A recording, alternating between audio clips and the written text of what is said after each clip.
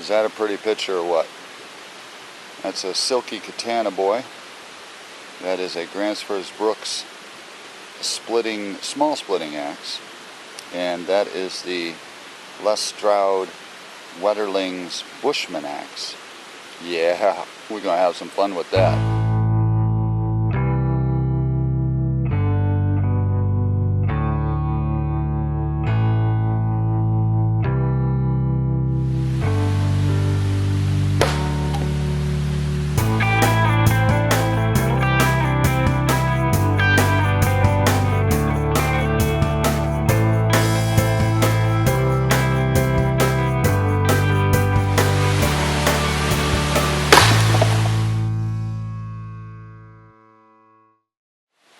I've been doing a lot of testing with axes and this saw here, this silky katana boy, which is maybe a little overkill, but man,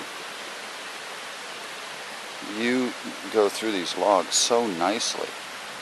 I mean, look at that. Stands up, straight cuts too, very straight cuts. And you can go through big, thick logs with that thing. Oh, if you want to use it to chop on, split wood, you can do it. I'll tell you what, kind of smoky. I'm trying to get the mosquitoes and insects out of the area. So I have this little fire going to smolder a little bit. I'll tell you what's impressing me. Now, you know I love this splitting axe by Gransfors Brooks, the small one, 3.5 pounds. It's a workhorse, and it'll get you a lot of wood coupled with that saw in a hurry. And that's going to be my winter combo right there. Heavy, 5.5 pounds. But again, I've been testing out this Les Stroud Wetterlings Bushman axe, and I'll tell you, I keep, every time I got to do something, this is the axe I'm grabbing. You know, I mean, for little tasks, this and that, I keep going for this one. This one's great, I love it, but for your small camp tasks, this and that and the other, chopping, breaking, whatever, even hammering, got that little hammer thing on it, hammerhead. It's the shizzle. And I'll tell you what else about this axe is you can split with it. You can split with it. It's harder to split with one of those narrow forest axe, but you take a look at this head.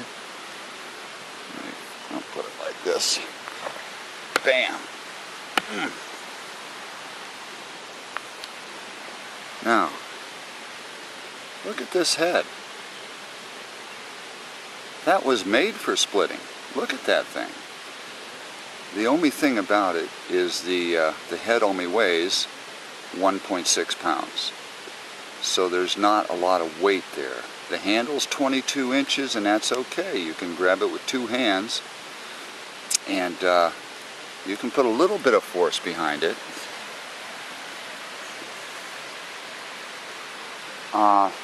But man, this is just a nice little go-to axe for just anything you need it for. You can do a little cross-cutting with it, you know, not much, but a little. Splitting is where it really comes into its own, and you have 4 or 5 inch rounds with you know, not many knot holes.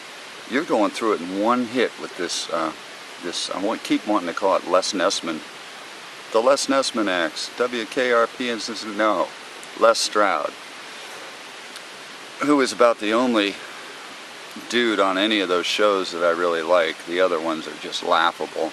You know, Bear Grylls, and you know what I'm saying. I kind of respect Les Stroud, so I don't want to make a joke about it. But I do, every time I think about this axe, I say, the Les Nessman axe. No, not quite.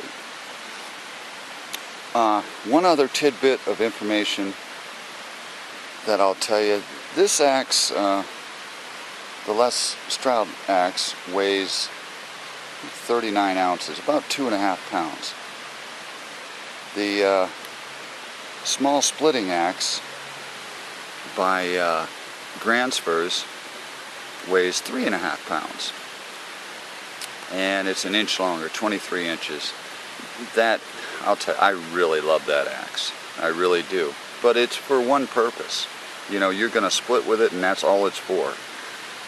And that's, when you're backpacking, that's mostly what you need an axe for.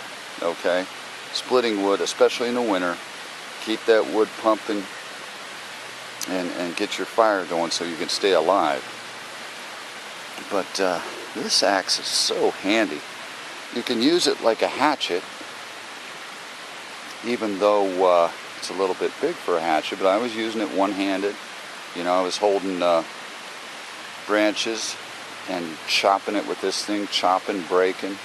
That's how I got this little fire going. Just chop, chop, chop, and throw it in the what was already smoldering, so it started right up. I like this thing. I really do. It's come down in price too. I think it's you can find it for $126 now. This is the second generation. They fixed the problems of the first generation. I don't know. All I can do is say thumbs up. Yeah, it's a fun little axe.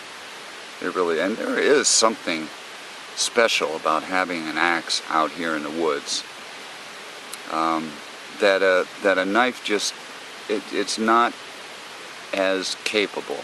It's not as cool, if I may go that far. I don't know. I've been on this axe thing for a few months now, and doing a lot of research, stuff like that. And I found out quite a few things.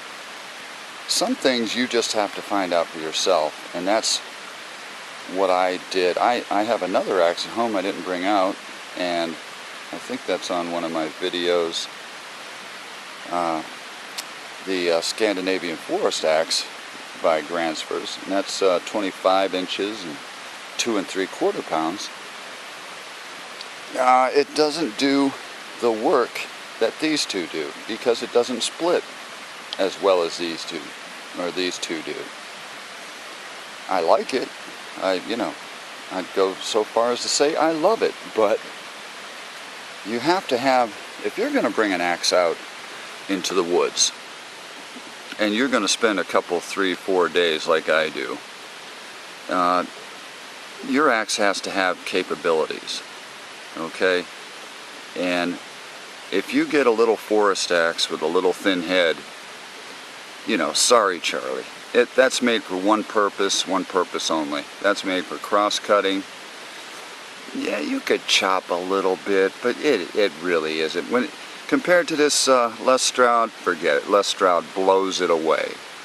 And the splitting axe, well, shoot.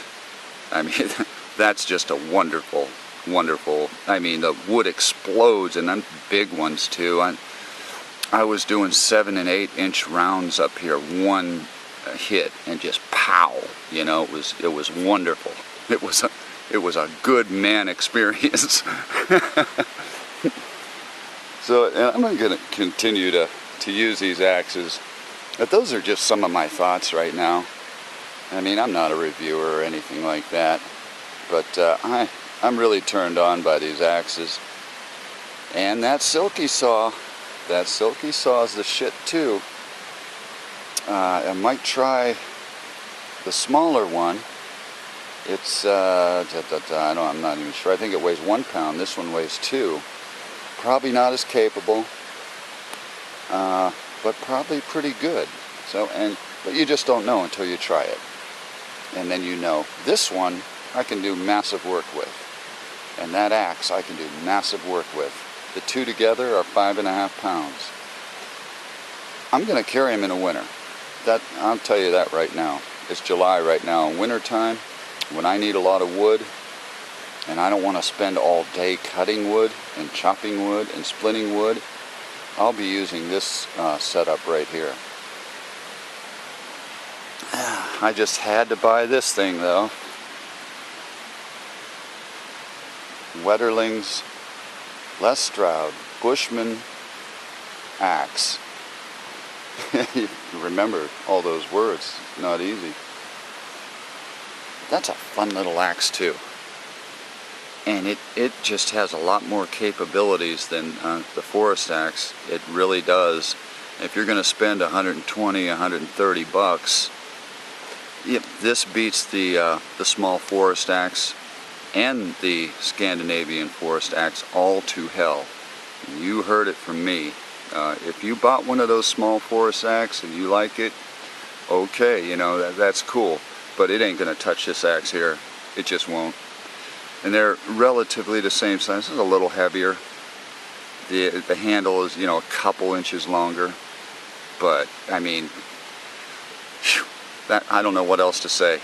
You know, this axe is fantastic. So, okay, I'll let it go with that. One other thought while I'm doing this is, well, I'll let you see these heads together. On the left, Gransfors, on the right, Les Stroud. Yeah, the Gransfors is going to outsplit that thing by a lot. By a lot. But the Les Stroud still splits pretty well and splits better than the small forest axe by either company. Guaranteed. The one thing that I didn't say that I've found in my testing is accuracy.